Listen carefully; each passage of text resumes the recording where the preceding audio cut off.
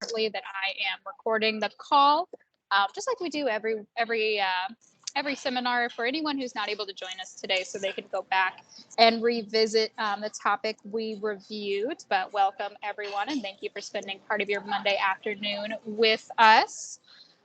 Today's topic is going to be managerial courage, and we actually have operating partner of our flagship out here on the West, Jason Lorenzo, on the line today to share this topic with us. But hey, Jason, how are you doing? I'm good. How are you? I am doing well. Well, you want to take us away? The floor is all yours. All right. Well, aloha, everyone. I hope you're all having a good day so far. Thanks for letting me be a part of this seminar. It'll be a fun topic on managerial courage. So courage is not always easy to embody because it sometimes requires standing out when naturally we would rather blend in. Managerial courage means doing the right thing, even if it's not the easiest or most popular thing to do. Sometimes it means taking risk. For us as a manager, you show courage when you coach an employee, handle an unhappy guest, or apologize for a mistake, or even challenge the status quo. Effective leaders understand the importance of remaining true to their virtues while never losing sight of company values. When others witness acts of courage, they will be inspired to act courageously. As a leader, people watch you. They observe how you handle tough situations, and eventually your behavior becomes their behavior. Managerial courage is powerful quality that, while not always natural or comfortable, can be developed over time. Like any behavior, acting courageously takes a lot of practice. Doing the right thing can be daunting and it can feel overwhelming, but it'll ultimately get easier and it minimizes the fear that limits the progress and effectiveness as a manager. Courage comes from medieval Old French meaning heart of spirit. A conscious effort is required to claim your courage as a manager. How can you uncover your courage or your heart of spirit? Ask yourself these tough questions. Would you stay in a job you hate or don't believe in? What in your life is non negotiable? Would you hide a mistake because you need your job? What types of behaviors are unacceptable? Let's go through the activities together on the next slides. The least most popular or most difficult decision I had to make was, did this decision create conflict? If it did, how did you handle it? If I had to do it over, I would.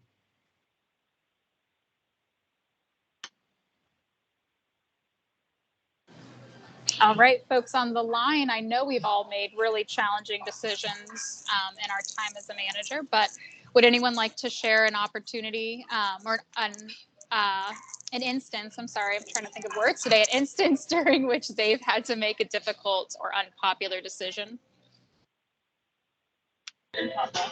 Yes, this is right, and I am an AOP from Linwood. I would love to share a little. Because when we're talking about the difficult in making a decision, every day I do have like some difficult decision, like not that difficult, but it's something that challenging me when it's come to the time that I have to face off um, the employee, and the employee just come up and then like, hey, Sprite, can I have a little longer? And it's the end of the month. I still have the expenses coming up, and those kind of things. That is like a little, challenging me on how to make a little simple decision. But again, it's something that I have to do it pretty much every day. And if it does make a conflict, not really making a conflict, and but if you ask me like how do I handle that, I personally using like a consistent guideline, like when it comes to that, if that makes sense. Like if it's like the time in, time out, strength wise of the employee. If I can cut it down for leaving only two people on the floor, I would prefer to pick the one that have the strength, has to be like, at least the salesperson for us, and also like seniority and everything. But all of all, it's all about the guideline that I use, and I use it consistently. So I kind of find it, and my employee are knowing of every time I make a decision on pick who like will be cut, who will be go, they will understand that. Yeah, Mary, like, what do you think about that? Yeah, thank you, Sprite. So he was talking about, when we have these decisions we have to make, we're very tight on labor right now, and how he chooses who has to go home, especially when team members are coming to him and trying to appeal to him with, oh, well, I need to make my rent. And, when you have multiple people coming to you with this that they don't want to be cut, how are you making that decision? So thank you, Sprite. Is there anyone else on the line who wanted to share a difficult decision that they wanted to share with us?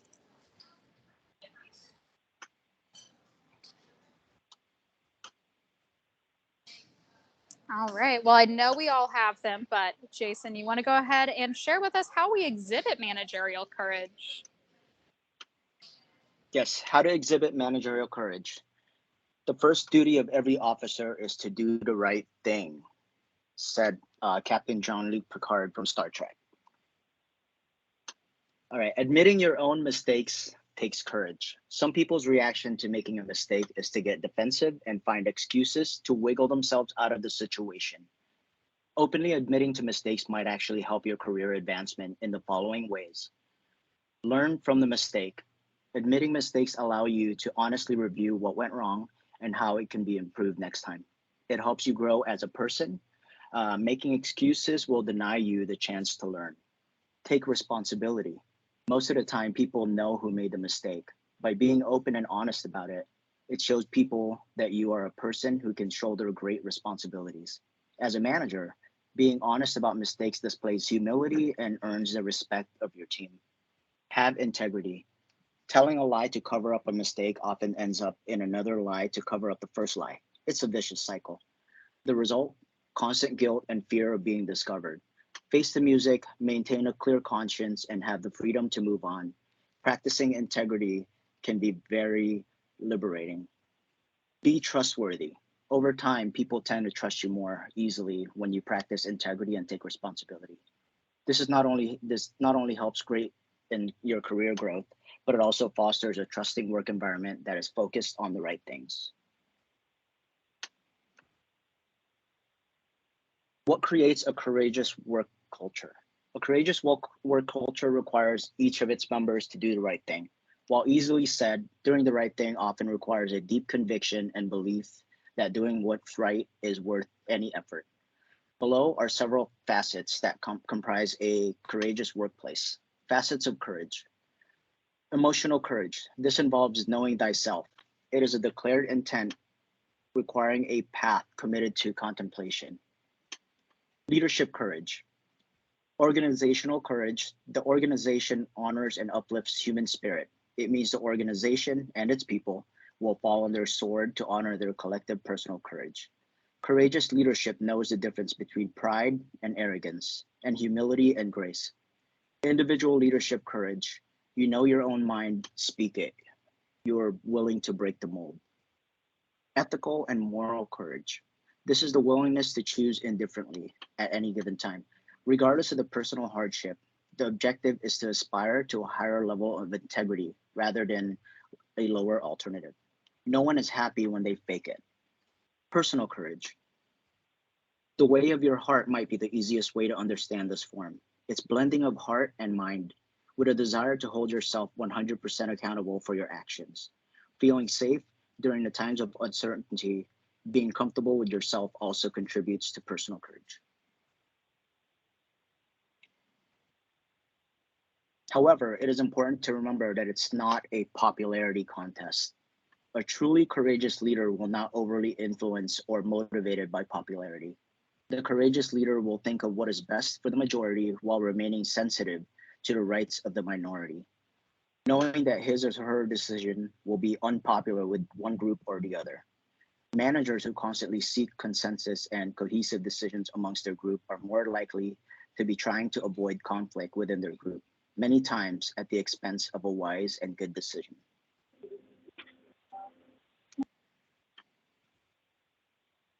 Rate yourself. No. Assess your managerial courage in the following areas, from basic to advanced skill level.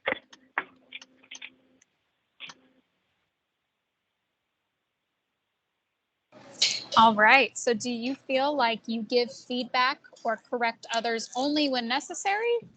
Or do you seek those opportunities to teach and coach prior to those issues arising?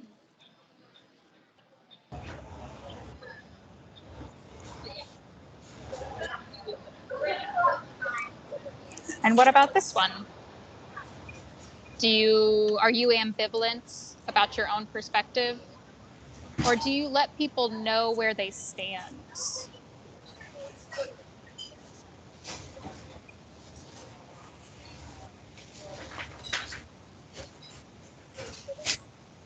Do you wait until it's safe to provide feedback?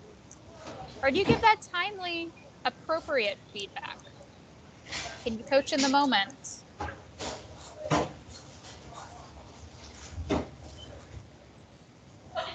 Do you avoid taking action for fear of offending other people? Or are you not afraid to take that negative action?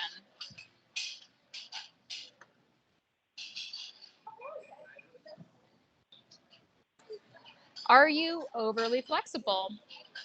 Or do you take that tough stance when it is needed?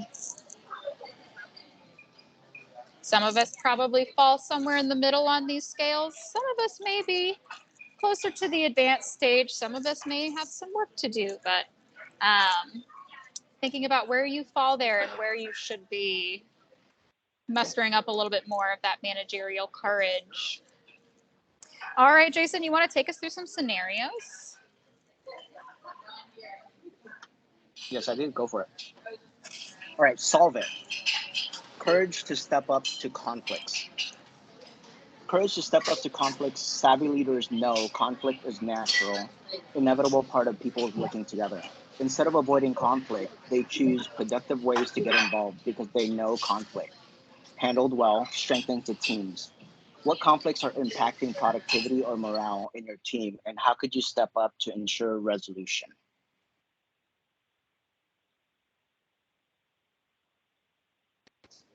All right, folks on the line, feel free to unmute or drop it in the chat. But what are some conflicts that are affecting productivity or morale in your team?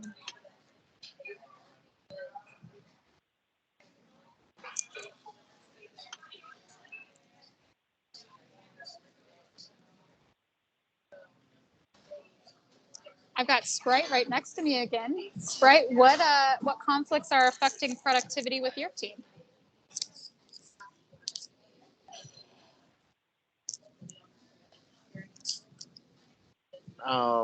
Mary, give me one more minute, just a moment. I caught him off guard on that one. Hey, Mary. It's Ryan. Hey, Ryan, what are some conflicts impacting productivity for your team? I think that call-outs and holding people accountable to attendance is a conflict that's impacting productivity. I think that we need to be holding people accountable a little bit more and making sure that we're documenting people who are continuing to be late. I think that's a really good one. How often do you think that we don't document people because we're afraid that they will leave us? Probably pretty often. I feel like that's the primary reason that we don't document people. We don't hold them accountable because we're afraid to lose them, but they're already not showing up to work anyway. Are they helping us? Thank you, Ryan. I think that was a great example. No problem, Mary. Sprite, I'll call on you later.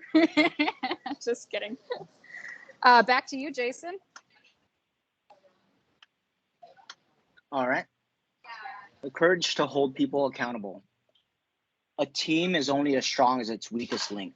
When a team member is incapable or willing to change, courageous leaders rise to the uncomfortable task of terminating the relationship when coaching has failed to change the behavior. How are you handling weak links in your team?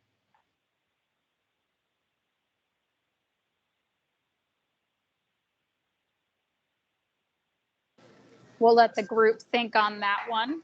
Let's move on to our courage to admit weakness.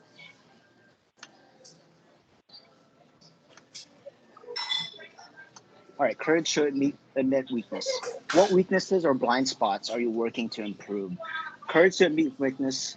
Brave leaders practice candid self reflection. They solicit feedback and listen non defensively because they know others' perception must be addressed. They face up to blind spots like inability to admit mistakes, arrogance, defensiveness, and lack of composure. What willingness or blind spots are you working to improve? Awesome. We'll think about that one again in our own minds. What weaknesses or blind spots are you working to improve within your own team?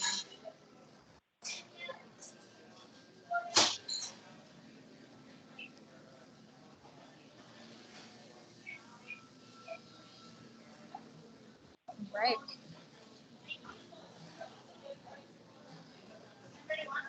So the truth is that most managers typically have an enormous reserve of courage, but we're just afraid to tap into it. It's those who recognize that courage in themselves and apply it who make life infinitely easier for themselves and those that they serve. It's not the easy things to do, but it's the one that will make your life easier in the end. Jason, you want to go ahead and bring us on home?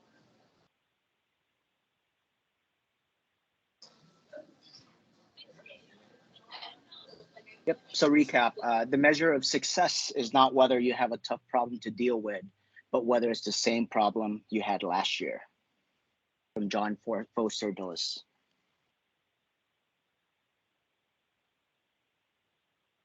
So to lead courageously, you should clarify what is important to you, make decision and act in ways consistent with our principles, demonstrate the courage to do what is right despite personal risk or discomfort, take stance to resolve important issues, confront problems promptly, address prejudice yourself, address prejudice and intolerant behavior in others, act decisively, challenge others to make tough choices. I will seek opportunities to become others, making courageous decisions. I will have difficult conversation that I have been avoiding. If given the opportunity, I will appropriately challenge the status quo. All right, everyone. So that's what we want to reiterate for ourselves, that I will seek opportunities to observe others making those courageous decisions. I will have those difficult conversations that I have been avoiding. We all know what they are. What's that conversation you've been avoiding? Tackle that today.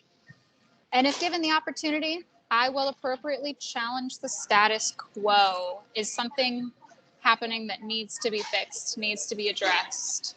It's not always easy to stand up and have that courage to say the thing, to make the decision, to have the conversation. But today, moving forward, we're going to have that courage. We're going to make that decision. We're going to have that conversation. It just takes that little bit of courage that we all have. But awesome. Well, a little bit shorter of a presentation today, which is all right. We've all got busy restaurants and food rollouts to do. But does anyone have any questions for Jason before we let you all go for the day?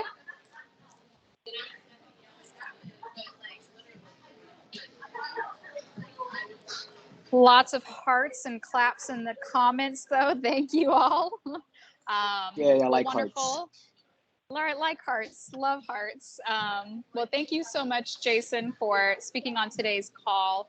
I mean, managerial courage is something that's easy to talk about, but as we kind of discussed, it's not the easiest thing to do. So take a moment, take a deep breath today, and tackle those things that you've been avoiding, those conversations that you don't want to have. They're not going to go away until you have them. But thank you, Jason, for taking us through a wonderful presentation. Thank you, Sprite and Ryan, for your contributions today. But everyone have a lovely rest of your Monday afternoon. Mahalo, everyone. Thank you. Mahalo. Mahalo.